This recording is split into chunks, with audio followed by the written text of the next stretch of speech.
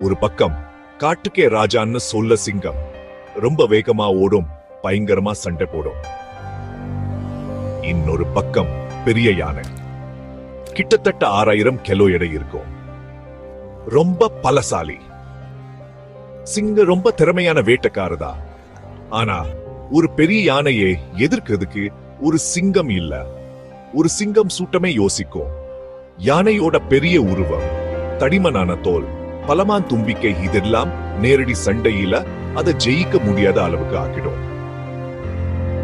சிங்கம் தைரியமானதுதான். ஆனா தைரியம் மட்டும் போதுமா என்ன? ஜெயிந்தா அப்போ யாரு ஜெயிப்பாங்க? காட்டுல கிட்டட்ட எப்பவுமே யானைதான் ஜெயிக்கும். ராஜாவை மதிக்கலாம், ஆனா இந்த ராட்சசனை பார்த்து பயப்படணும். உங்களுக்கு இந்த மாதிரி விலங்கு சண்டைகள் பிடிக்குமா? அப்போ சப்ஸ்கிரைப் பண்ணுங்க.